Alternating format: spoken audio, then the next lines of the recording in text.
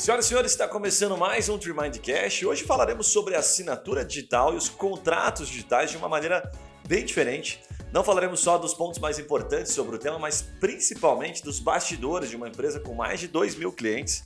Eu estou curioso para saber, por exemplo, se tem juiz negando a validade jurídica de contrato e as inseguranças ou os obstáculos que ainda a gente precisa superar. Então a gente está na presença de dois especialistas aqui hoje, esse assunto promete bastante. Estamos aqui hoje com o Fabrício Stedley, eu sempre erro a pronúncia do nome dele, depois ele me corrige. Ele é CEO do grupo Nextful, tem algumas empresas no portfólio, eu adoro quando o cara bota grupo assim, porque mostra que o cara é pica mesmo, né? O cara tem bastante coisa. Sócio fundador da Câmara de Contratos, é uma empresa bastante respeitada, uma das maiores, salvo engano, uma das pioneiras, né? Depois o Fabrício vai confirmar, tá? E ele vai contar pra gente os bastidores do mercado de assinatura digital, que ganhou ainda mais força na pandemia. Então, Fabrício, seja bem-vindo aí ao podcast da Trimind. Obrigado. Bom, primeiramente, bom dia, né? Legal. Muito feliz aí de estar junto. A gente está aberto aqui para sanar todas as dúvidas que vocês tiverem. Cara, errei no número de clientes? Acho que o número de usuários é bem maior. É maior. O número Quanto de usuários é maior. Hoje nós estamos com uma média de mais de 10 mil assinaturas por dia. 10 mil assinaturas por dia. Exatamente. Caraca, velho, uma pancada. Que top, que Legal. top. Animal. E a gente está também com o André Dias Andrade, ele que está à frente do escritório que leva o seu sobrenome Dias Andrade há mais de 16 anos. Pouca experiência o garoto tem, né, Fabrício? Você vai compartilhar com a gente um pouco da questão jurídica, mas principalmente das oportunidades também de mercado, principalmente no universo de startups ali que a gente estava falando nos bastidores, que são as campeãs de variações de contrato. Depois o André vai contar pra gente se isso é de fato verdade, se sempre existiu. Obrigado, André, pela presença. Imagina, Gui, eu que agradeço primeiramente dou um bom dia também, né? E agradeço a Aqui é oportunidade. bom dia, boa tarde, boa noite, porque o cara tá ouvindo na academia, tá ouvindo no carro, no trânsito. Com certeza. Então, de qualquer forma, agradeço a oportunidade por estar aqui e vamos lá, tentar superar os desafios dos questionamentos que vão vir. Legal. Então vamos lá. Cara, eu vou começar já fazendo uma pergunta que eu sei que vocês devem estar enjoados de responder, tá? Mas que é uma situação que aconteceu, a gente estava falando dos bastidores aqui para dar um contexto. Um amigo nosso, empresário bem sucedido, não vou citar o nome dele aqui, ele é mais conhecido como Juninho, mas eu não vou citar o resto do nome. Mas ele também não ouve nosso podcast, porque é um podcast focado para advogado, né? Mas, cara, aqui numa situação muito natural, assim, ele, cara, se perdeu totalmente entre as inúmeras, né, formas aí de a gente entender o que é uma coisa, o que é outra. Então, a pergunta que eu quero começar te fazendo, Fabrício, de maneira muito resumida, para você explicar qual que é a diferença entre assinatura digital, certificado digital que a gente usa para emitir a nota, né, da empresa, né, que a gente usa para o nosso negócio, versus CPF, que já tem outra finalidade. Aí a gente tem a assinatura eletrônica, que tem muita gente confundindo, certo? E depois a gente entra em contrato digital. Vamos falar só sobre essas primeiramente para deixar claro de uma vez por todas, para quem ainda não entendeu as variações, qual é a diferença entre elas? Perfeito. É uma pergunta que o André depois vai poder complementar, né, André? Na verdade, sim. Hoje, a nova legislação traz a questão da assinatura eletrônica. Todas são assinaturas eletrônicas, tá? Aí ela tem os níveis de autenticidade entre elas. Então, uma assinatura, vamos começar com a assinatura mais simples. É uma assinatura como se fosse um visto do passado no papel, um visto. Essa é uma assinatura eletrônica que você recebe um contrato para assinar, digita a sua senha e assina esse documento, esse instrumento. Perfeito? A próximo nível, que daí a gente começa a entrar nos certificados, né? Que é uma assinatura que tem uma autenticidade de um terceiro. Então, por exemplo, ou uma certificadora, no caso de ICP Brasil, ou um cartório que valida que você é você. A certificadora é tipo o Serasa, assim que a gente conhece pra caramba. É Okay. a ICP Brasil, na verdade, tá? Tá. É um certificador. Então, primeiro a eletrônica é onde que você faz um cadastro e você diz que você é você para assinar com outras pessoas. Tá? Perfeito. O outro nível, que já é um pouquinho acima, que tem uma autenticidade do signatário, é um terceiro de fé pública, no caso do cartório, ou um certificador, governo federal, que diz que você é você. Tá? Perfeito. Perfeito? Qual que é a diferença entre das três, provavelmente dito? É na hora que você vai assinar um instrumento jurídico. Então, por exemplo, você vai assinar uma alteração na junta comercial. A junta comercial exige o certificado digital.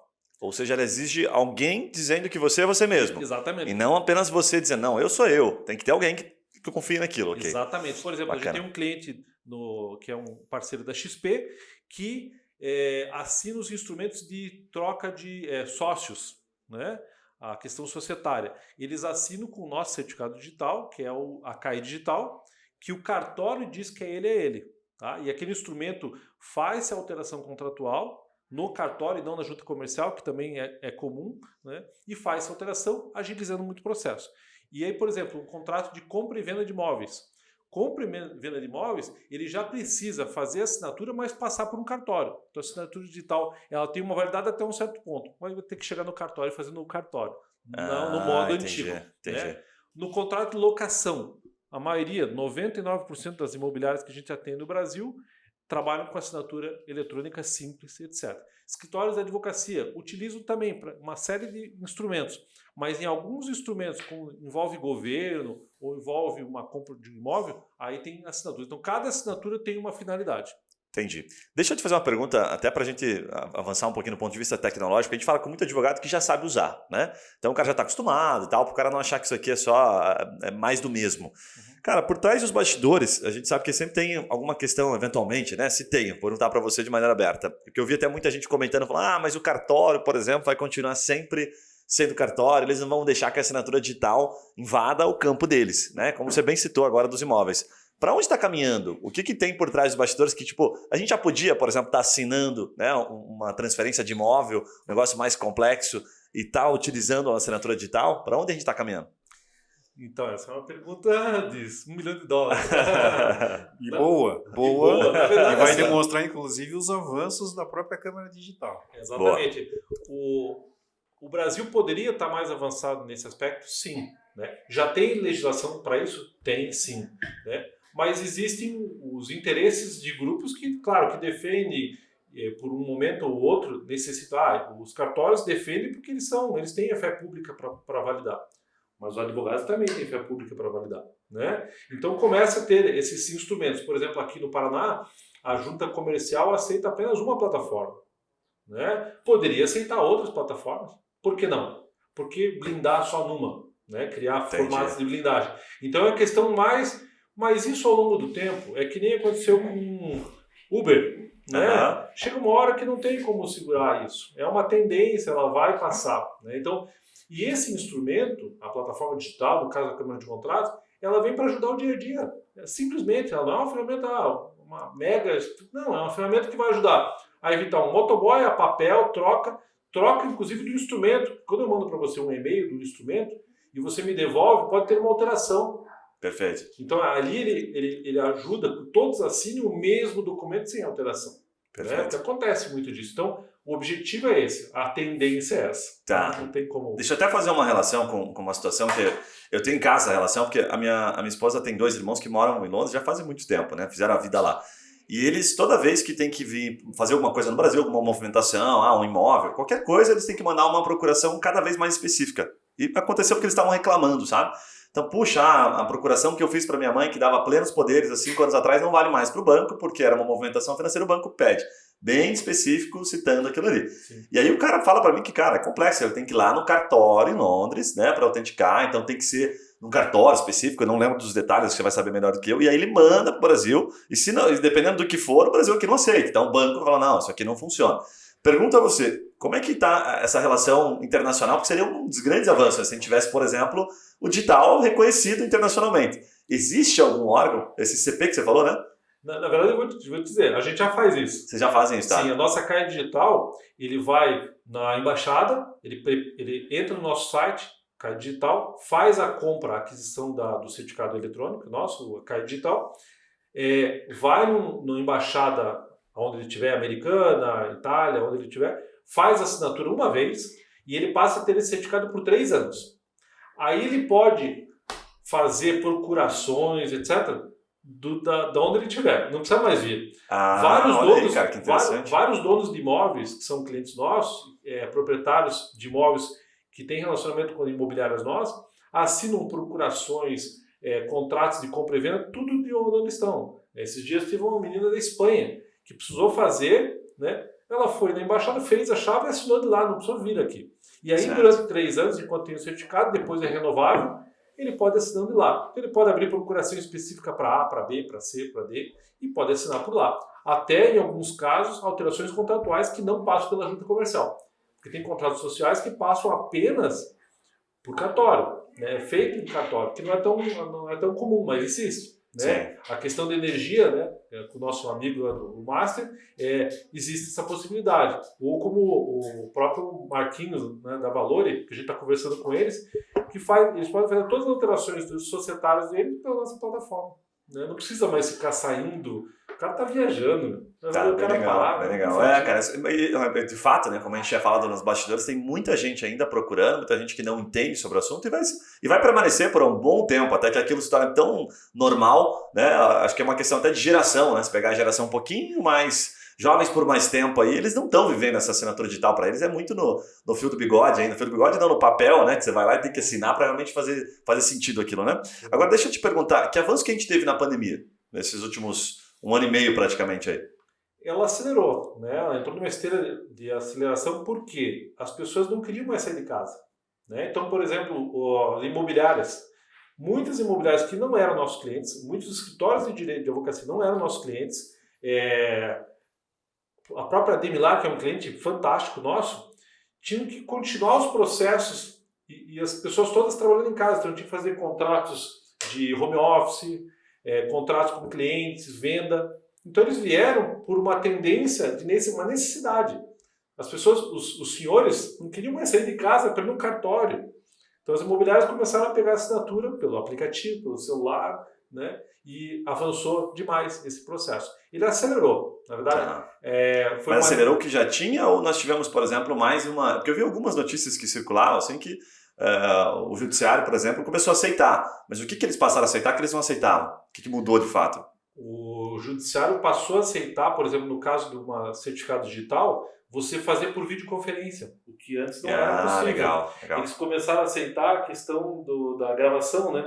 De você poder fazer uma videoconferência e ter validade legal essa videoconferência, essa gravação no processo, que ela é anexada a um processo, a um documento, a um instrumento jurídico. Que é aquilo que você falou super legal do cara assinar falando, né? Assinar assinatura por ditado, sei lá, como é que chama isso? O doutor André pode falar aqui. Como é que na é isso? verdade, é assim, tem um pouco de diferença nesse sentido, Gui, ainda, porque essa questão que a gente está falando do assinar digital, ela é, na verdade, um contrato virtual, né, onde as partes, por meio de vídeo, acabam fazendo tratativas e formalizando um contrato e você assina o arquivo do vídeo de forma digital.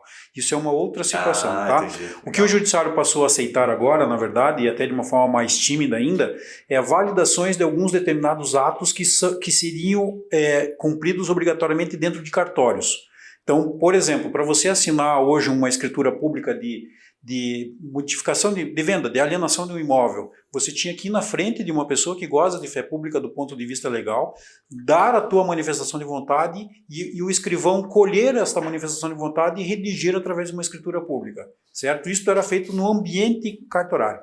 O que o judiciário passou a aceitar foi: eu vou conectar estas pessoas de uma forma virtual e aí eu colho esta manifestação de vontade para redigir um termo de uma escritura pública através do meio virtual. Ainda é muito tímido o que foi aceito, tá? Entendi. A gente está vendo aqui que a coisa está muito... São 2 tempos praticamente. São 2 tempos. Nossa, a gente está falando de um contrato virtual assinado entre partes, né, particulares, e a gente está falando de uma situação aqui cartorária que eles simplesmente abriram só uma janelinha ainda, né? Tem uma série de coisas ainda muito, muito maior para evoluir ali dentro dessa circunstância, tá? O que você diria, assim, ainda nessa linha, Fabrício, que são os segmentos que carecem? Você citou alguns aqui, né, que dependem ainda muito da certificação, né, daquele intermediário, para poder dizer, olha, realmente tem alguém aqui que validou, você é você mesmo, né? Alguns segmentos estão muito óbvios, mas tem alguns que carecem muito ainda, que, puta, o mercado é gigantesco e que não entrou ainda no digital?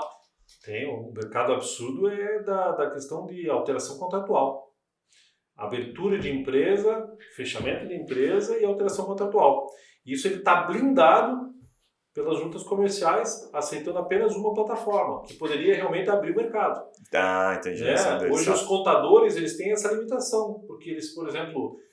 aqueles contadores que, na verdade, trabalham mais com associações, com sindicatos, fazem o contrato em cartório, né? Associações. Mas a maioria das empresas, startups, etc., fazem a abertura numa junta comercial. Perfeito. E aí nós estamos ali limitados, né, nesse aspecto. A nossa plataforma atende todos os requisitos para fazer a alteração contratual com fé pública, com validade legal, instrumentos da autenticidade do signatário e do documento. Legal. Mas a gente tem essa limitação, que eu espero que ao longo do tempo isso abra também, né? Bem legal. Você sabe que quando eu estava preparando a pauta, eu vi algumas pesquisas, e as pesquisas indicam muito a forma como as pessoas estão procurando, né, buscando informação. Aí eu vi assim, assinatura digital para concursos, assinatura digital, receita médica, eu vou te perguntar aí, assinatura digital para engenheiros. Essa eu fiquei encucado, falei, puta, será que é da obra mesmo pro cara? E aí, esses 3 segmentos, por que os caras estão procurando isso? Porque ainda tem dúvida, por exemplo, concurso, já funciona? Eu vou dar alguns exemplos aqui. Tá. Nós fazemos assinatura digital para diploma digital. Nós somos um dos os únicos, só tem uma que é uma instituição pública que faz a assinatura digital para certificado, para diploma digital, né? Nós fazemos já para contrato registrado, né? Para todos os tipos de contratos registrados que existem, que passam inclusive pelo cartório, registro de títulos, documentos, enfim, né? Todas a gente já faz. Aí tem algumas limitações. Você pega essa de assinar para o médico assinar.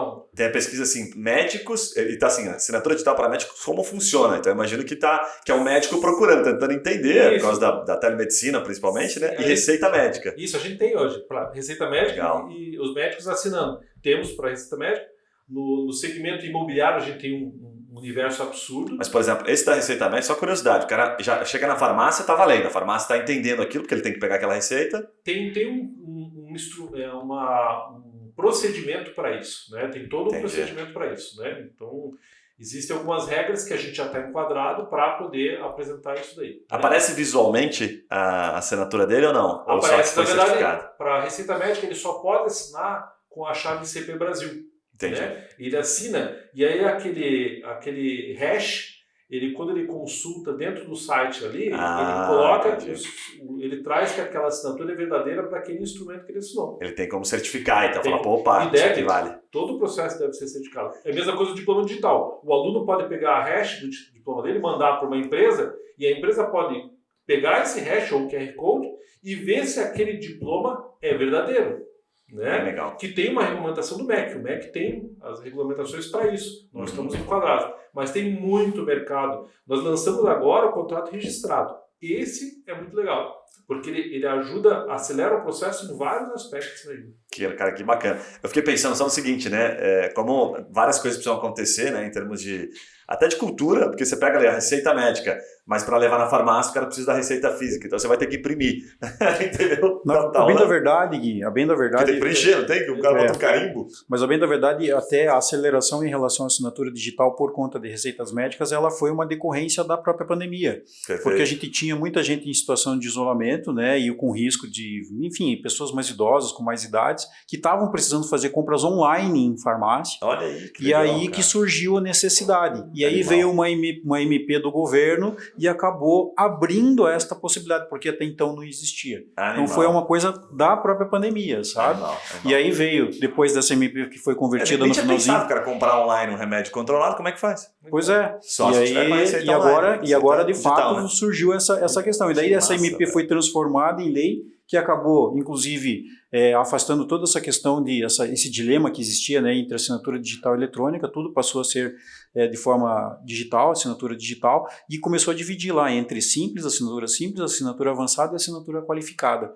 E esta aqui, a legislação exige para questões de atestados médicos e de receitas médicas, ela é qualificada, que é aquela emitida com o certificado digital emitido pelo governo, que é a ICP Brasil. Cara, que interessante. Me parece, vendo você falar, que essas nivelações, aí, esses níveis de complexidade da assinatura já estão começando a ser criados para regulamentar vários mercados que têm tipicidades, né? Tipo da farmácia. Puta, mas o cara precisa saber se foi realmente o médico que receitou, se tem validade. Aí ela entra nesta mais completa, que é a mais avançada, talvez, né? Exato, e essa aqui é a mais avançada, e ainda esta avançada, para você ter uma noção da complexidade da coisa, ela se divide em 5 níveis. Os certificados digitais emitidos pela ICP Brasil hoje é o famoso A1, A2, A3, A4 e A5. São 5 níveis. E o que muda aqui dentro disso tudo? A criptografia e a forma como você faz a assinatura. Umas é extremamente digital e a outra não, é por hardware mesmo, sabe? Não é por software apenas. Então tem uma série de situações. A gente sai da A1, que é emitida pela ICP Brasil, tá? Que é a A1, que é mais simples, até a A5, que ela tem um nível de criptografia bem mais avançado e ela é feita por hardware, não por software. Então, a particularidade aqui, como a gente nasceu posterior a essa evolução do certificado digital, a nossa chave digital, da Câmara de Contratos, que é a CAI Digital, ela já nasceu com todos esses níveis de segurança, todos eles, numa chave única. né? E ela é toda digital. E uma particularidade dela, vou dar um exemplo de um cliente uma imobiliária, não vou falar o nome da imobiliária aqui, mas ela sofreu um processo que uma pessoa assinou um contrato de locação e depois não queria pagar. Aí a advogada dela veio e trouxe, não, mas ele não fez essa chave do cartório. Aí nós fizemos o laudo, fomos fazer a análise, esse senhor fez a chave em Santa Catarina, e aí a gente pegou o laudo do nosso parceiro cartório, que fez a liberação da assinatura dele, e lá tinha a digital do senhor, a imagem do senhor, e o cartório da pergunta se ele tem... se ele está apto a assinar as coisas em nome dele. E foi validado. Ou seja, incontestável que foi ele que fez. A advogada simplesmente falou assim, não tenho o que fazer. Ou seja, ele... Mas foi uma boa tentativa, né? Mas ele tentou, porque ele não sabia como é que era, a advogada também não sabia. Sim. Então ele tentou dar um bypass aí, né? Mas o que aconteceu? Ele foi pego e enquadrado. Contanto que a advogada falou, não, tá certo, o senhor foi lá, sim. E tinha a foto dele lá, tinha um vídeo dele lá. Então, assim, ela é incontestável. Isso que eu falo, a questão legal e jurídica é incontestável. Não tem o que discutir. Você vai dizer que você não foi lá, você não disse que você pode assinar os seus instrumentos. Não tem o que fazer. Né? Então, isso é uma coisa legal. E cada tipo de contrato tem uma necessidade. Agora, imagine se... nós temos clientes que assinam com 7 mil funcionários, todo mês o Olerite. Nossa plataforma serve para isso também. Então, todos os funcionários têm um aplicativo instalado e recebem o Olerite. Aí todos os funcionários assinam. É uma assinatura simples eletrônica. Porque já tem rastreabilidade. O cara já é contratado, já tem contratos assinados. Ele só precisa assinar o Olerite. Perfeito. Né? Então, o sistema automaticamente manda, todo mundo recebe, todo mundo assina ao mesmo tempo. O pessoal do RH simplesmente olha e fala assim, opa, tá todo mundo assinado. Tá, ok. Que massa, que massa. É o que eu sempre falo, né, Gui? A gente tem necessidades de assinatura de acordo com o negócio que está sendo formalizado, né? Você não precisa de uma assinatura com certificado digital num controle de ponto. Mas você vai precisar de uma assinatura com certificado digital, com autenticidade do signatário, para formalizar um contrato de milhões, de bilhões, ou qualquer coisa que seja, até uma compra do imóvel, né? Perfeito. Então, são situações que são distintas, né? E dentro daquilo que a lei traz, eu sempre faço um paralelo, em termos de assinatura simples, avançada e qualificada, com os modelos tradicionais de assinatura que nós temos e com reconhecimento da autenticidade do signatário, sabe? A assinatura simples seria mais ou menos como eu estivesse aqui dentro do teu escritório, assinando um documento entre eu e você e a gente se reconhecendo como signatário. Eu apresentei meus documentos para você e você me reconheceu. A assinatura avançada seria aquela assinatura onde eu fiz a assinatura aqui dentro do teu escritório e a gente reconhece firma por semelhança dentro do cartório. Né?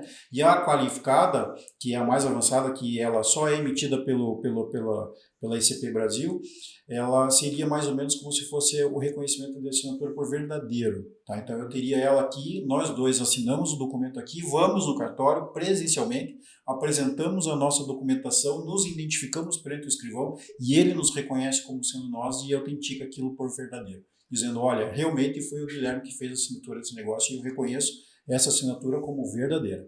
E aí, bem em cima disso, por isso que eu falei, a CAIA Digital, que é a nossa assinatura, ela passa por esse último nível.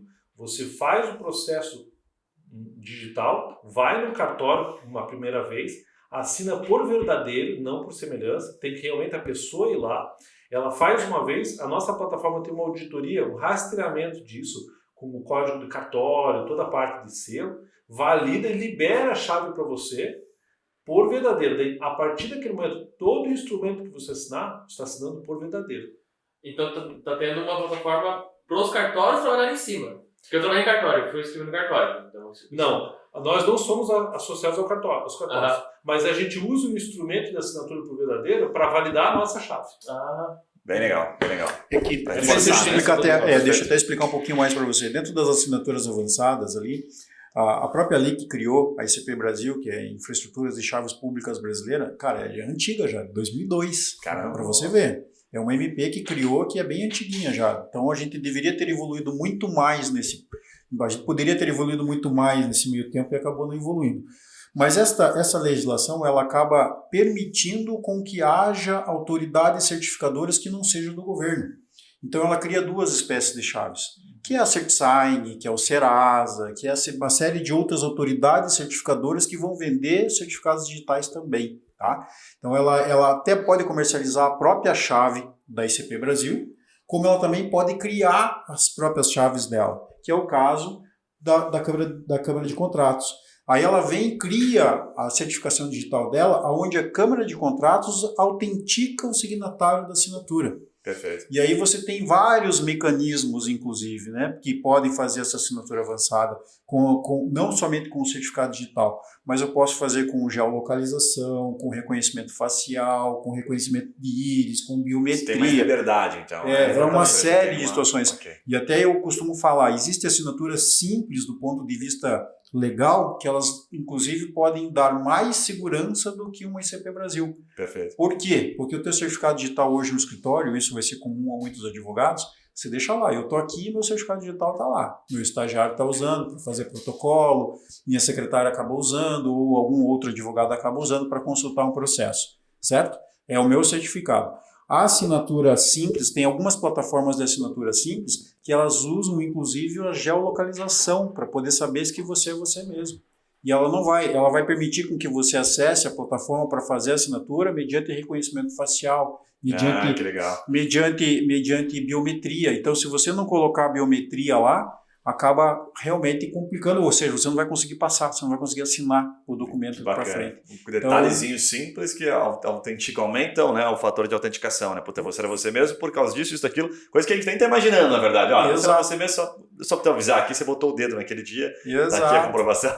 Exatamente. E você veja que, do ponto de vista da gradação legal que a gente tem ali na legislação, essa seria uma assinatura simples. Só que às vezes com mais segurança, inclusive, do que um certificado digital. Perfeito. E aí tem uma coisinha importante de colocar, se a gente pegasse, por exemplo, fazer um comparativo aí com o segmento de táxi, que é o que eu sempre uso, né? A estrutura antiga de formatação de transporte de pessoas, que é o táxi, ele era bem organizado. Ele tinha uma organização, tinha um protocolo, etc. E bacana, funcionava. Aí chegou o Uber. Mesma coisa, só que muito mais ágil, muito mais rápido, muito mais eficiente. Então eu comparo assim, a estrutura que a gente entrou, ela já é bem organizada. Só que a gente entrou com essa novidade, essa forma mais arrojada, mais rápida, mais simples, né?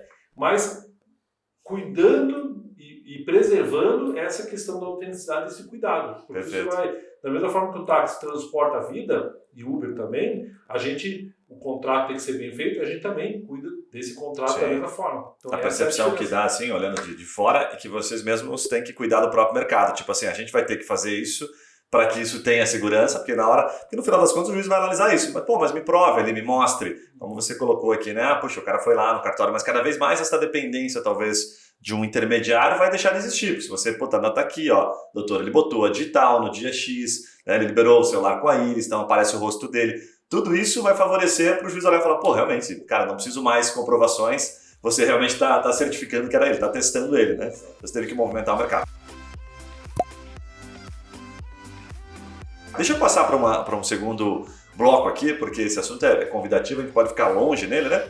Contratos digitais ou contratos eletrônicos, como também são chamados, tá? Eu sei que existem contratos com características completamente diferentes, e até fui dar uma resgatada ali nos termos que eu tinha esquecido. Então eu vou perguntar para o doutor André, que eu sei que ele manja bastante. Eu vi 4 variações de contratos que pouco se usa, talvez os advogados usem mais, né, os nomes, que chamam de interpessoal, interativo, intersistêmico e blockchain. Aí quando eu vi isso, eu falei, cara, imagina o cara que vai, né, nós, empreendedores, leigos, né, do direito. Vamos escolher qual contrato que eu vou usar, qual que eu vou fazer. Então, cara, fica naquela dúvida, né? Então, eu vou bater com uma pergunta já direto para ti, André.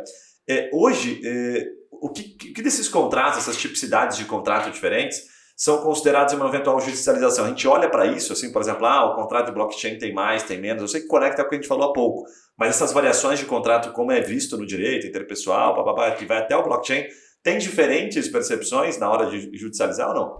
Não, Gui. Na verdade, assim, a gente está falando de variações básicas de contrato, que dentro da legislação a gente tem 3 formas de fazer os contratos, tá? Seria a verbal, a expressa, né, a escrita, e a verbal só falada, e a tácita, que é onde eu não acabo me manifestando, mas acabo de alguma forma contraindo a obrigação, tá? Essas são as 3 formas básicas de fazer contrato. Tudo que a gente traz com essas novas nomenclaturas, na verdade, elas acabam recaindo em uma dessas 3 formas básicas de contrato. Perfeito. Tá? Então, quando eu falo de blockchain, ou quando eu falo dessas outras situações, se tratam de meios de formalização do contrato expresso. Tá? Até quando eu falo de um contrato digital, de um contrato eletrônico, eu estou falando de um meio pela qual este contrato está sendo formalizado. Tá? Eu estou tirando ele do papel e estou levando ele para a nuvem, estou levando ele para o mundo virtual.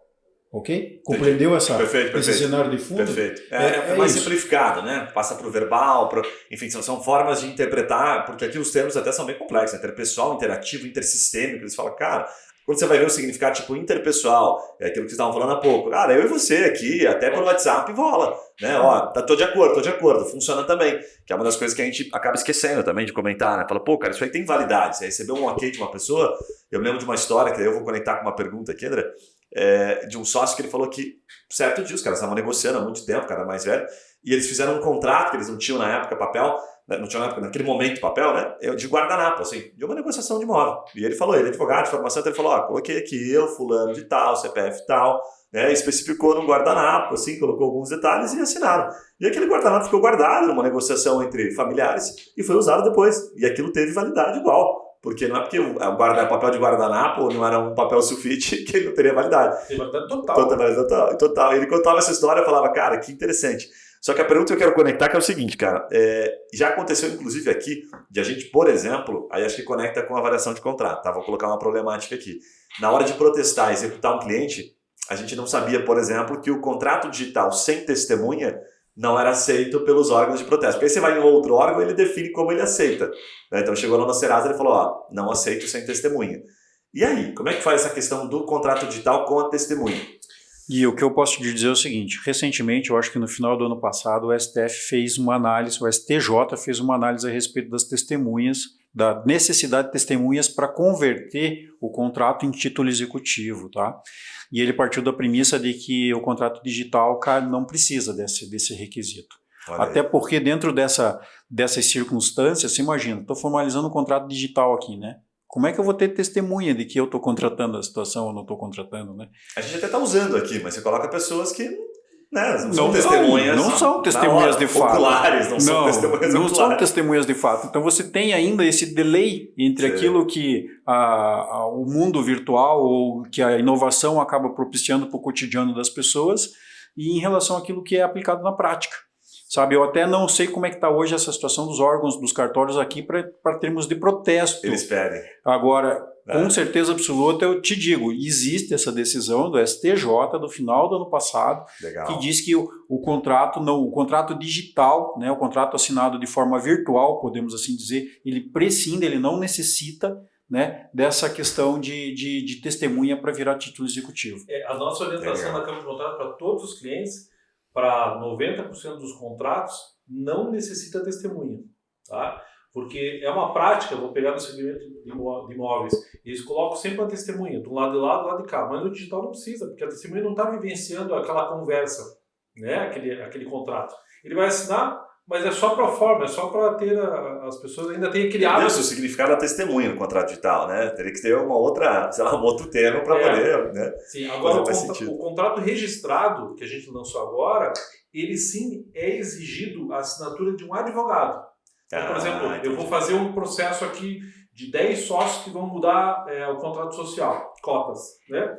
Todo o processo tem que ser, no final desse processo, tem que ter uma assinatura dentro desse contrato de um advogado.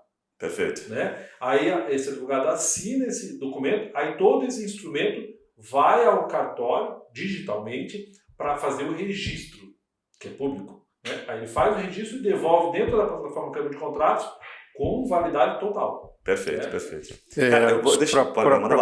Para o nosso ouvinte, aí, só para poder explicar um pouquinho mais com termos técnicos aqui do que o Fabrício está falando, seria, nem termos técnicos, né, mas práticos, na verdade, é a mesma coisa do que eu registrar um contrato em cartórios de títulos e documentos, Gui.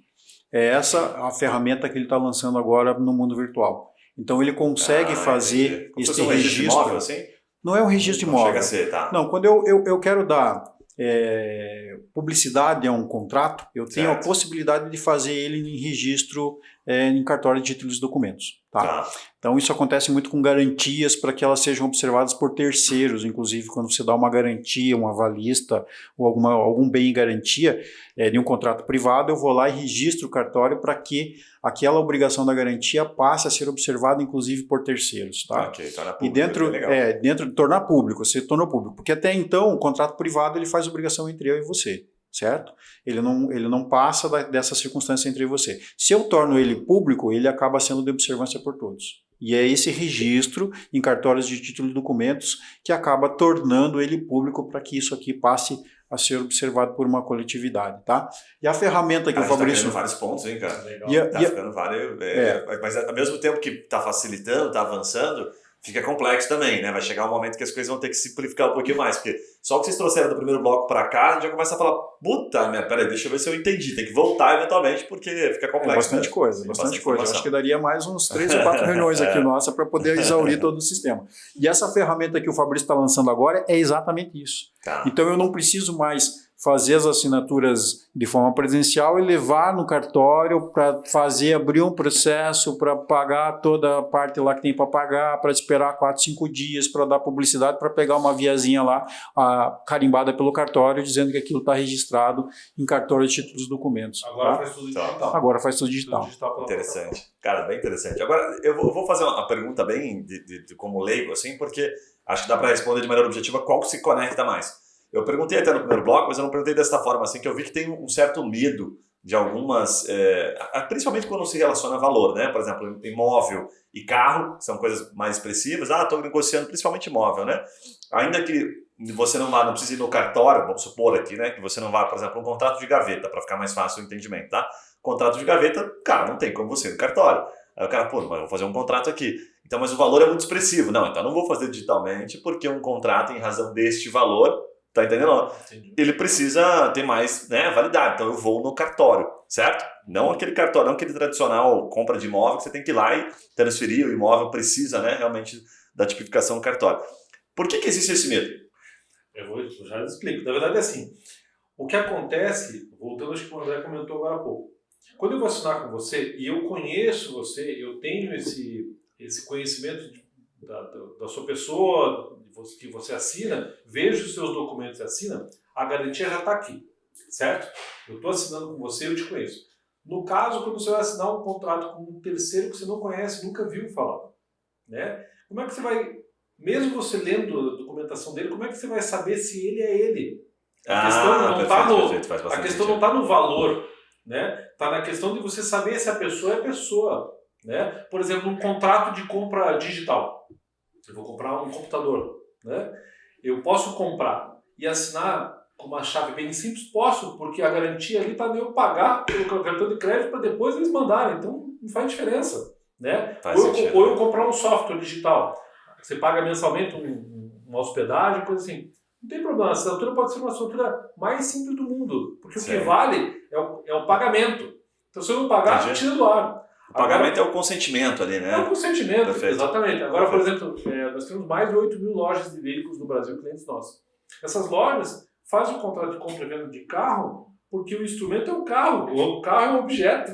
Né? Então, o que acontece? Se o cara não deixar o dinheiro ali pagando, não vai levar o carro. O contrato é só uma proforma do acordo. O que está acordado? O valor é 10 mil carro. O carro tem essa foto, tem 4 rodas, tem sonzinho, não sei o quê. É só para você registrar o acordo, o memorando de entendimento. O resto não. Então as pessoas têm essa questão do medo assim. Nós temos um cliente multinacional, que é a Exxon, que fazem contratos gigantes, né? Como a própria Demilar, enfim, outros, né? Universidades. Tem contratos com valores altos. Né? Agora, o que muda aí? É a autenticidade de quem está assinando. Cara, perfeito. Você resumiu bem agora, ficou bem claro para mim também. Tipo, se você conhece, tem certeza que aquela pessoa é aquela pessoa, talvez você não precise ir no cartório, né? Porque aquilo vai, no final das contas, se tiver algum problema, você vai conseguir provar que é ela, enfim, de várias formas. Né? Mas agora, se você tem dúvida, cara, vá no cartório, porque aí ela vai ter que provar a autenticidade, vai ter um terceiro, né, autenticando aquilo. Você sabe que você me lembrou uma história que rolou, tá rolando inclusive ainda, né, que é uma fraude que rola aí principalmente via OLX e tal. Você deve ter ficado sabendo que o cara vai para vender um carro, ficou sabendo dessa história? Ele vai para vender um carro que o carro não é dele. Então ele vende um carro para o outro, recebe o valor, assina, tipo assim, sabe? Como se o carro fosse ter. E aí quando o cara vai lá e fala, não, beleza, vou transferir. Puta, não, isso aqui não tem nada a ver. Esse carro não é deste cara que te vendeu. Já ficou sabendo dessas histórias ou não? Já vi. Picaretagem, né? Já vi um que uma mulher anunciou um celular no OLX e depois esse celular foi vendido mais 50 vezes. O celular nem era da pessoa que vendeu, né? É isso aí. E Tá rolando bastante isso aí de carro. Então, na verdade, a questão do instrumento e você saber quem é quem, isso é importante para vários motivos. Aí, por exemplo, vou comprar um celular. Então, se eu tenho todo o documento que é aquela pessoa e a pessoa que vai assinar é a pessoa realmente, que um cartório, através desse processo, a CAE digital, diz que ela é ela, eu tenho a garantia. Aí eu posso ir atrás dessa pessoa para fazer cobrar isso. Né? Sim. Agora, desse jeito... Bem legal. Essa do É o que eu carro, sempre né? digo, Gui. O problema das plataformas de assinatura digital é comprovar a autenticidade do signatário. Se você tem ferramentas para que você consiga fazer isso, você está dentro de uma segurança jurídica satisfatória. Se você não tem, não dá. É o que eu digo. Tem plataformas que acabam fazendo assinaturas por um simples e-mail. E aqui está uma grande fragilidade que ninguém se apercebe. Porque como é que eu vou autenticar a autenticidade, vou trazer a autenticidade do signatário com um simples e-mail? A partir do momento em que eu, André, consigo criar um e-mail do Guilherme, @bol, por exemplo, ou @hotmail, ou os dados do sobrenome do Guilherme e me passar pelo Guilherme. Como é que eu vou dar uma autenticidade de uma assinatura que está sendo feita através de um e-mail em uma situação dessa? Mas nesse caso o valor, ele não entraria, tipo, no caso de uma transação em que envolve, né, grana.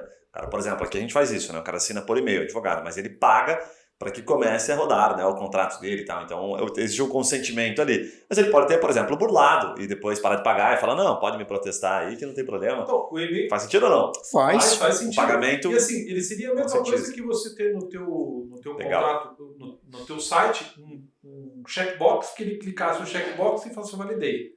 É a mesma coisa. Perfeito. É um consentimento. Tá. Só que o que vai valer é o contrato. Só que o que acontece é as regras deste contrato. Ele pode contestar daí essas regras desse contrato, porque ele fala assim, não, mas esse e-mail eu não assinei, né? Não era eu. Esse e-mail, não fui eu. Mesmo estando usando, eu não tomei ciência disso, né? Entendi. A Câmara de Arbitragem aqui da área imobiliária, o Secov, a gente fez uma parceria com eles para definir bem certinho como que é. Então, o cara tem que clicar no checkbox em cada um dos instrumentos levantados para ele assinar e depois ainda tem que colocar na assinatura dele, para ter a certeza que ele leu os instrumentos, foi ele que entrou na plataforma com a senha dele, na hora que ele assinou, selecionou o certificado dele e assinou, aí a gente tem a garantia dele. Porque o e-mail é muito frágil. Fato, né? faz bastante E aí sentido. as pessoas, as empresas estão criando um passivo absurdo. Agora sim também, né, Gui? Vamos entrar de novo naquela diferenciação que a gente fez lá no início. A gente tem assinaturas e assinaturas, né? Sim. Eu, por exemplo, uma assinatura feita por um e-mail de um funcionário que está lá trabalhando para mim, tá fechado. O cara está trabalhando, ele vai assinar um controle de ponto por e-mail, enfim. Há questionamento, há possibilidade de questionamento, mas é muito menor, né? Sim. É da mesma forma como você fala aqui dentro da tua própria agência. Eu tenho o contrato assinado e também tenho uma obrigação está com o cartão de crédito sendo descontado, sendo pago, ou como o próprio Fabrício falou, eu vou assinar por um meio digital um checkbox lá e vou receber o computador a partir do momento que eu pagar, tá? Porque aí você tem uma certa segurança de negócio. Só que o que eu tenho visto é que essas assinaturas por e-mail, elas não têm sido usadas apenas para essas questões mais cotidianas e que admitem essa situação mais simples de assinatura no dia a dia. Ela tem usado também para situações complexas. E a situação é tão nova, foi acelerada com a pandemia e começou a surgir no cotidiano das pessoas agora, que ainda elas não tiveram tempo de ver quais seriam as implicações jurídicas disso. Mas não, vai ter advogado alegando que essa assinatura, como a advogada fez naquele caso que ela citou, né? Lá na hora, junto com o juiz, falar assim, cara, essa assinatura aqui não é do meu cliente. Aí ele vai, pô, mas ele assinou por e-mail. Eu falei, então prove. Gui, é uma situação de oportunidade. Assim? É uma situação de oportunidade, né? Perfeito, claro. Porque quando você instaura um problema que você não sabe nem que possa existir. Quando você está fechando o negócio, você fechou o negócio. Mas ali no decorrer da consecução do contrato, acaba surgindo um problema. E dentro deste problema, você vai contratar um advogado para poder te defender. E ali, meu querido, vai tentar invalidar. É aqui que está a criação do passivo que o Fabrício está falando e que a maioria das pessoas ainda não se tocou de dar possibilidade disso, sabe? Até no recursos humanos, eu conversei com uma advogada semana passada, ela mesma estava procurando entre duas empresas, uma que assina por e-mail e outra que é a nossa, que assina por aplicativo.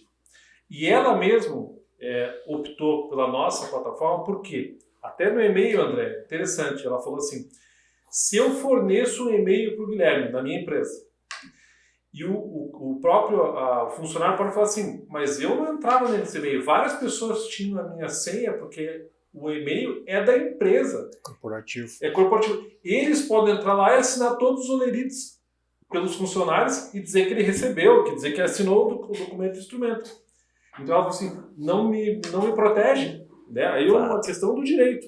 Não, tem que ser algum instrumento, uma ferramenta do cliente, o celular dele, o acesso pelo IP da máquina dele, que daí eu sei que ele teve a vontade de fazer aquilo e foi ele que usou. O celular já ficaria um pouco mais forte, né? Fica mais forte, porque tem um celular e tudo, né? Então, mesmo o e-mail corporativo, para recursos humanos, que é uma assinatura simples, pode surgir problemas. Cara, que interessante, interessante. Vamos aguardar, né? Os próximos capítulos, acho que tem bastante coisa pela frente. Agora, deixa eu dar uma pivotada, vou provocar para a gente entrar no bloco final aqui. Vamos falar sobre contrato de startup. E a gente tem que aproveitar a oportunidade, porque a gente está com o Andrezão aqui, que é uma referência no mundo das startups. O cara presta várias consultorias e domina o assunto. E sei também que ele já salvou o Fabrício de algumas enrascadas, né, André? Tem algumas histórias aí, o Fabrício já compartilhou, já deu depoimento. Mas o que eu queria te perguntar é o seguinte, cara, por que Cargas d'Água criaram tantos contratos assim para startup? Eu citei aqui 6 variações. Só para dar um contexto aqui para puxar, e nos bastidores você até comentou, falou, cara, isso sempre existiu, e aí a pergunta seria muito assim, voltada para quem é startupeiro mesmo, como oportunidade de negócio. Será que esses contratos ainda precisam ser todos isolados? Ou será que eles já podem, por exemplo, estar juntos como cláusulas em outros contratos? Então eu vi aqui 6 entre números, porque tem uma pancada. Eu vi assim, o primeiro deles, né, um contrato preliminar de startup. E eu estou trazendo isso aqui que é pesquisa. Pessoas estão procurando contrato preliminar de startup. Eu nem sei direito o que consta nesse contrato, porque eu nunca ouvi falar de contrato preliminar de um negócio. Eu já direto, não sei você também empreendedor, eu vou direto para o contrato real, vou fazer um preliminar para depois fazer o contrato real. Depois você tem o contrato de sócio da startup, depois você tem o contrato social que pouco guarda a relação, né? Porque isso já é na junta, né? Aí você tem o contrato de investimento, contrato de investe, contrato de parceria comercial. Todos esses termos que eu falei agora estão tendo pesquisas por este público. Então conta pra gente, André, qual que é a relação que eles têm em comum, se o mercado está caminhando para uma coisa mais isolada ou cada vez mais conjunta. Vamos lá, Gui. Falei para você aqui, nós temos 3 tipos de contratos previstos na legislação do Código Civil, que é o verbal, o expresso e o tácito. Isso não muda, tá? O que nós temos dessas variações de espécies de contrato, que eles chamam de espécies de contrato, na verdade são ferramentas que a gente usa para poder trazer situações da manifestação de vontade das partes. Então não é um contrato propriamente dito, tá? Mas são ferramentas de cláusulas contratuais que a gente acaba trazendo para formalizar um negócio. Tá? Então, quando eu falo de um contrato preliminar de startup, é porque existem determinadas obrigações, e a gente pode ter aqui nesta fase como se fosse um memorando de entendimentos, ou como se fosse um pré-acordo de acionistas, de sócios, alguma coisa desse gênero, tá? Onde eu tenho uma intenção das partes em formalizar determinadas obrigações. Então, é como se fosse assim, eu vou fechar um negócio com o Fabrício e a gente faz uma reunião aqui. Fabrício, você... eu vou pensar, mas dá para a gente fazer, ok? São as intenções das partes. São as intenções das partes, é um memorando de entendimentos. Esse é o pré-contrato, podemos assim dizer. Quando a gente entra já para um acordo de acionistas, um acordo de sócios, a gente já vai estar numa situação um pouquinho mais madura do negócio. E aqui eu vou trazer, de fato, as obrigações de cada um. Antes da formalização, antes da criação do CNPJ, a gente vai ter as obrigações de cada um relacionadas a determinadas situações. Como, por exemplo, contratação de advogado, contratação de contador, quem que vai fazer frente a esses custos, como é que a coisa vai funcionar, prazo para abertura de CNPJ, prazo para alvará, verificações de viabilidade econômica, não viabilidade, estudos econômicos, todas essas questões próprias antes do negócio entrar na atividade propriamente dita. Saídas, entradas de né? sócios, possibilidades de... Eu tenho acordos de sócios dentro do escritório onde a gente regulamenta até posturas dentro da internet, sabe? Caramba. Porque a gente acaba vendo, às vezes, que a postura da pessoa na internet acaba maculando ou manchando a imagem da empresa em um determinado momento. Então, antes mesmo de formalizar a sociedade, eles querem, olha, vai ser assim, sabe? Tem situações, inclusive, que exigem situações conjugais para não confusão de patrimônio, como é que isso se resolve, como é que isso não se resolve. Então, são ferramentas que se utiliza para evitar problemas futuros. Tá? E isso é mais um trabalho de consultivo, né? O advogado entra nesta hora para fazer um trabalho preventivo para que quando o problema surgir lá na frente, a coisa já esteja totalmente pacificada no sentido de saber como é que vai se funcionar. E é bem legal isso. O André, você falou, já nos salvou várias vezes, nos orientou muitas vezes em várias startups nossas. Exatamente disso. Por que você vai partir já para um contrato social e todos os custos de abrir um contrato, né? Antes de discutir todos os assuntos com os sócios, né? Vários deles a gente nem chegou a finalizar. A gente saiu antes de finalizar por várias questões. Saiu na Maioli. Saiu na Maioli, exatamente. É que às vezes você faz uma intenção de negócio e você não sabe nem se o negócio é viável economicamente ou não. E aí você faz o acordo entre as partes e aí você vai fazer o estudo de viabilidade. Aí você vai investir para identificar a viabilidade do negócio. E chega naquele momento você vê que o negócio não tem adesão, não tem aderência, não tem crescimento, enfim, não tem tração, não tem uma série de situações. E ali você desiste. E ali já está fechada a situação, sabe? Você não precisou nem gastar com contador para abrir um CNPJ, alvará, sede, essa coisa toda. Então é um momento anterior, digamos assim, sabe? O que eu fiquei pensando quando eu vi essas inúmeras variações de contrato aqui, que alguns deles, por exemplo, o contrato de sócios da startup e o contrato preliminar da startup, eles guardam relação entre si, né? Depende, né, do que vai ser colocado no preliminar, como você bem colocou. Falou, cara, mas depende do que é o acordo. Às vezes não está sendo falado ainda, por exemplo, sobre a questão societária. Está sendo falado só sobre o caminho, algumas decisões preliminarmente, como estão colocando aqui. Mas tem algumas coisas que estão, né, combinadas. Já vamos colocar nesse mesmo contrato preliminar o acordo de sócio? Dá para fazer as duas coisas juntos? Faz sentido ou não? Faz, claro. Até a questão de como é que você falou? Foi uma das cláusulas que você falou, não foi cliffing, não foi vesting? Foi vesting, né? Foi vesting. Vesting, na verdade, é uma forma que você tem de uma ferramenta contratual que você tem de entregar, chamar uma pessoa para dentro da sociedade, né, como contribuição, uma prestação de serviço e entregando as cotas de uma forma parcial para ela, na medida em que ela vai entregando alguma determinada situação, sabe?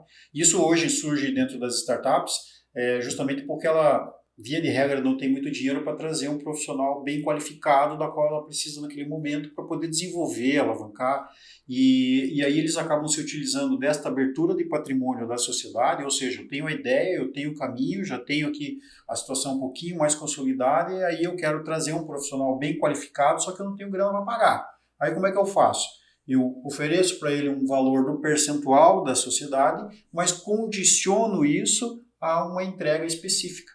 Então eu vou dizer assim, olha, você vai ficar 3 anos vinculado comigo aqui, vai me entregar de uma forma parcial esses resultados e eu vou te entregando de uma forma parcial também um pouquinho de patrimônio. Perfeito. E essa cláusula de vesting, normalmente ela vem com uma declive também, que eles chamam cláusula de declive, que é uma ferramenta onde a pessoa se compromete a ficar por esse prazo de 3 anos, senão ele inclusive perde tudo, volta tudo para trás. Então se o nosso pacto aqui é para ficar 3 anos, e você fica 3 anos comigo, eu te entrego tudo. Se você sair antes, por mais que você tenha recebido estas situações no meio do caminho aqui de forma proporcional, se você decidir desistir no meio do caminho, isso retorna tudo para mim.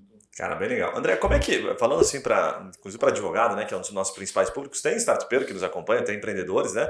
Então acho que a tua fala, direcionou bastante, mas pro advogado em si, pensando estratégico, tá? Quando a startup, né, chega para ele e fala, eu preciso do teu apoio e tal, como é que você recomenda a venda disso, a construção disso, no sentido de falar assim, cara, faça contratos todos isolados, né, mais contratos, eu quero dizer, ou coloque contratos, juntem os contratos. Eu vou tentar dar um contexto até um pouquinho melhor. Que eu quero dizer assim, por exemplo, na hora de vender, você como advogado, na hora de vender para uma startup e de tornar-se mais relevante, é melhor você ter vários contratos com objetos muito específicos. Aquilo me parece que você tem mais peso caso seja utilizado, sabe? Porque eventualmente você bota um objeto no contrato, daqui a pouco você bota outro, e aí daqui a pouco tem que discutir aquilo, complica. É muito fácil, parece que você fica meio vulnerável, dependendo do objeto do contrato. Faz sentido o que eu estou falando? Não?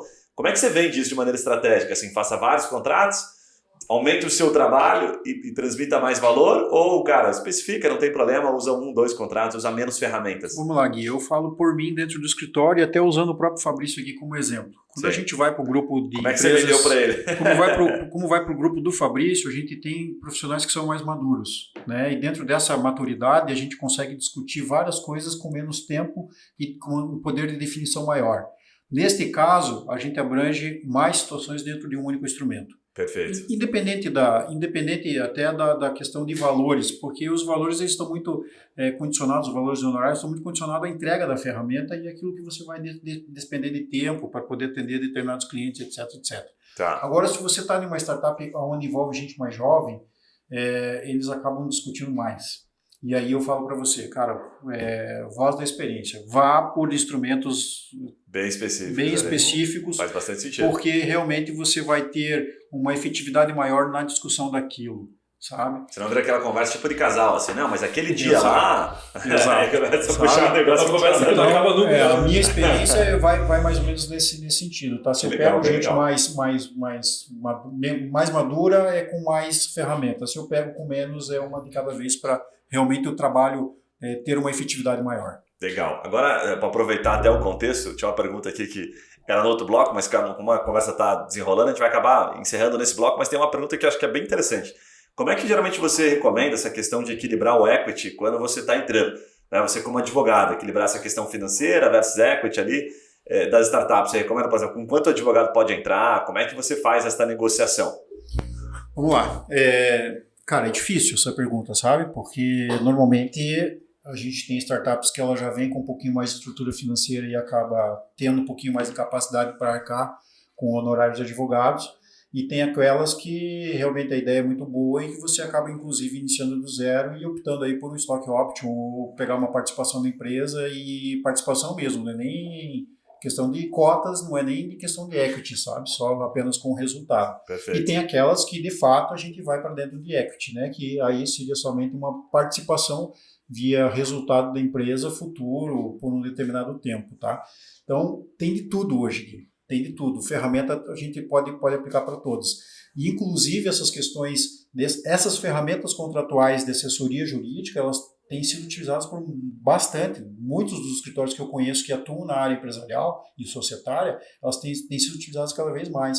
E o escritório de advocacia, quando ele identifica que a ideia é boa e que o negócio tem, de fato, uma prosperidade, ele consegue identificar uma prosperidade no negócio, ele é o primeiro a oferecer participação, sabe? Perfeito. Ele faz questão, inclusive, ele não quer oferecer ali um serviço jurídico para receber um determinado honorário no mês ou qualquer coisa parecida, não.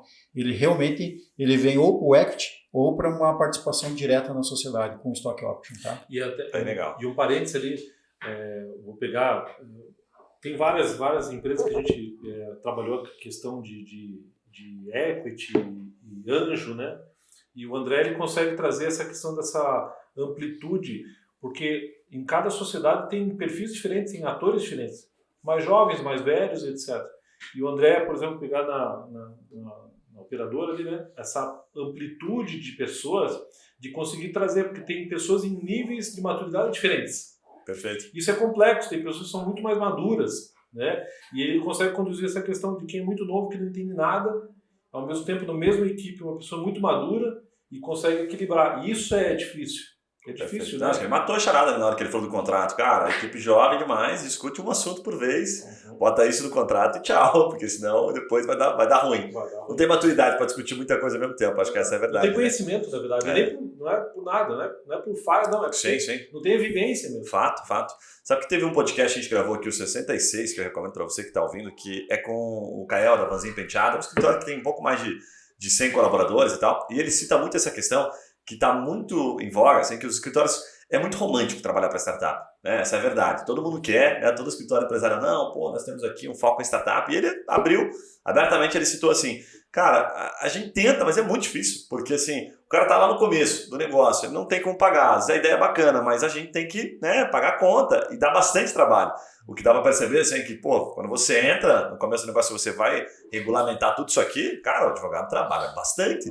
Daí ele não pode cobrar ou fica com um pouco de equity, né, como o André colocou, mas também não pode ficar com um percentual muito grande, que eu vejo muito advogados que eu perguntei, matando o negócio. E às vezes ele acaba fazendo até por uma questão de, puxa, cara, mas se eu colocar um percentualzinho pequeno, lá na frente não paga, não faz sentido, né, eu entrar nesse momento. Então fica meio que uma sinuca de bico ali na hora do cara fazer, né? Por isso que eu te perguntei, cara, às vezes vale a pena cobrar, nem que seja simbólico, alguma coisa, e aí colocar um percentual, sabe, para ir aumentando aquela remuneração, porque depois ele mata a startup, não consegue, né? O percentual que fica ali do advogado é muito expressivo para poder receber aportes, enfim. Faz sentido, Sandro? Faz, mas também vai muito da sensibilidade do advogado nesse sentido, né, Gui? Porque eu vejo assim, não adianta nada você querer ficar com 50%, 60% do negócio por oferecer um trabalho, uma assessoria jurídica lá no início da sociedade. Né? Sim, totalmente desproporcional. Sim, é totalmente desproporcional. Só que também eu vejo, até uma análise de mercado, de que essa empresa, até para os escritórios mais tradicionais, que eles estão muito acostumados a lidar com aquele modelo que a gente tinha da limitada, de antigamente, ou da SA, sabe? E até dessa limitada que está em extinção hoje, que era aquela limitada que se confunde com a pessoa do dono, onde é o dono que dá as diretrizes, os pormenores, é meio top-down em termos de direcionamento. E essa empresa em si, ela inclusive foi muito prejudicada aqui no meio da pandemia, dependendo do negócio, mais ainda, sabe? E por quê? Porque justamente ela não tem essa pluralidade. E as startups, elas estão vindo com essa oxigenação tá vindo de uma forma mais eclética, mais aberta e mais com uma visão mais ampla para poder atender mais mercados. Então a chance dela sobreviver é muito maior do que aquela visão única de um único dono de uma limitada que às vezes tinha a esposa lá dentro do contrato social para poder cumprir com os requisitos da legislação, sabe? Então essa mudança ela está acontecendo e ela vai acontecer logo. E se a gente não tiver antenado para esse tipo de situação, principalmente do lado do advogado, a gente vai perder cliente. Com certeza absoluta. Fato. Uma visão bem legal. Então, legal. Eu tenho que caminhar para isso hoje, eu tenho que ter essa sensibilidade de mercado para saber que o mercado está mudando, eu tenho que, de fato, saber que hoje o meu cliente já não vem mais até o escritório, sou eu que tenho que correr atrás do meu cliente, né, porque o consumo foi para a internet e o consumidor está lá e eu tenho que correr atrás dele hoje. Então já é uma mudança brutal, mas ainda a gente tem alguns escritórios tradicionais que estão dentro dessa plataforma aí, dentro dessa forma de prestação de serviço que também vai mudar. Eu ainda não sei para que lado vai, mas vai mudar. Fato. Só que ele muda lento, né? Chega um momento, você não sente essa, não é aquela virada de chave. Ele vai devagarinho, ele vai engolindo. Daí daqui a pouco você, nossa, cara, antigamente fazer isso não dá mais para fazer, hoje em dia não tem mais nada. Né? Devagarinho ele vai te engolindo. Você que não se espertou e não fez um movimento que acompanha o mercado. Né? Porque esses dias eu entrevistei um advogado aqui, ele falou um negócio muito bacana. Ele falou, cara, o advogado é muito acostumado, né, o conjunto todo, né, ao mercado se adaptar a ele, sabe? Ele dita as regras do mercado. Mas, na verdade, quando o cara abre a cabeça, que acho que é muito disso que o André está falando, ele passa a perceber que, na verdade, não. É o mercado quem dita as regras e o advogado se adapta. Vamos colocar, o direito se adapta. Mas, por um bom tempo, me parece que o direito criava as regras do mercado, né? Ele dava um pouco das cartas, ou pelo menos parecia. Agora a regra mudou bastante. Por isso que você trouxe abertamente essa questão que é bem legal de, olha, cara, eu preciso ficar esperto, eu preciso estar junto, eu preciso de alguma forma, tem que mudar a forma de cobrar. Né? A gente tem alguns negócios aqui, só para complementar, que eu tenho percebido cada vez mais que uma prática de mercado tem se replicado para outros negócios, que é a prática de performance. Então, cada vez mais as pessoas querem falar em performance. Não, cara, eu contrato, mas eu coloco um valor simbólico e pago por performance, quero dividir o risco. Então, se isso começa a funcionar de maneira bastante generalizada, vai atingir vários mercados. E se você parar para pensar, não é um negócio tão ruim. Não é um negócio bom. Né? Ou vamos trabalhar por performance? Vamos, se o cara puder ter um resultado, caso a performance seja atingida, maior do que ele havia previamente estabelecido, né, ou provisionado, é um negócio interessante. Mas aí começa a ficar, você tem que entrar nesse jogo tem que fazer conta, né? Mas é aquela história, né? Você vai vender para uma empresa. Se a empresa tem a cabeça, se ela vende tijolo, você vai negociar com ele em tijolo. Você vai conversar a língua dele. Então eu vou cobrar aproximadamente 1.000 tijolos por mês de FII mensal para você. Ele vai entender, porque para ele tá a prática. Aí você vai negociar com quem vende carro, ele vai ter a lógica disso. Agora, pegando nessa linha que você falou, o que acontece no mundo empresarial é assim, existem empresas e empresários que estão sempre à frente. Eles percebem essas mudanças do mercado, estão sempre à frente. Eles ditam seguindo o mercado. Perfeito. Tem aqueles outros empresários e empresas que seguem essas tendências na hora que elas estão acontecendo. E existem outros tipos de empresários e empresas que falam assim, o que aconteceu? Você morreu, né? Então, você tem que estar, no mínimo, escutando o mercado e se adaptando rápido. Né? Porque senão, cara, muitos desses vão ficar nesse terceiro aí. Perfeito. Quando acontecer, aí já foi, cara. Bem legal. Cara, só tenho a agradecer. Você fez um baita bate-papo, dá pra ficar mais uns 2 dias aqui a gente gravando. Vou pedir para você, Fabrício, começar fazendo deixar sua mensagem e contar um pouquinho como é que o pessoal encontra lá a Câmara de Contratos. O que você pode oferecer em termos de diferencial, talvez para quem está ouvindo. Conta aí um pouquinho. Perfeito. Bom, obrigado. Imagina. Novamente.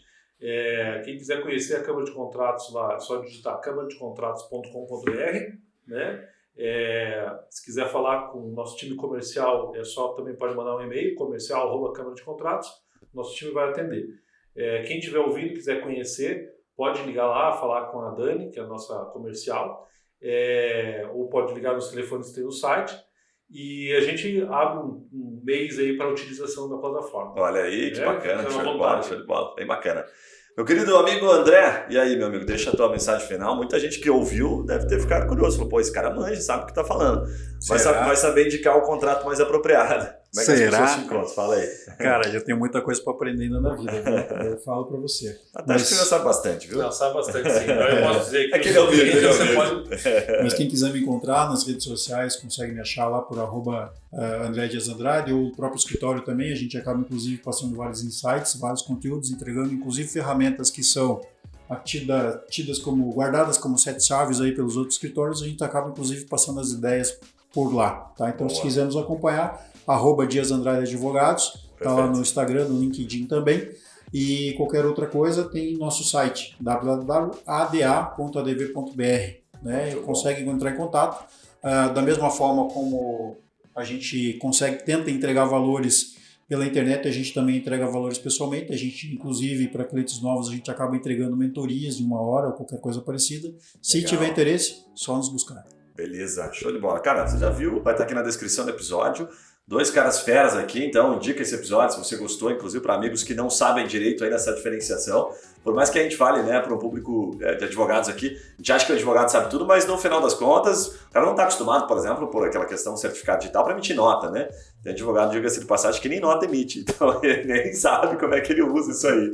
Então foi bem legal o bate-papo, super rico aqui, aprendi bastante. Para você que está nos ouvindo, já sabe, pelo Spotify, esse é o momento de você se inscrever. Né? Se não se inscreveu ainda, aperta o botão de se inscrever. E para você que está pelo YouTube, deixa o seu comentário, sua crítica, sua sugestão, sua pergunta, que eu repasso a pergunta para eles, faço questão de trazer para você a resposta aqui, tá bom? Um abraço, a gente se vê no próximo podcast, valeu!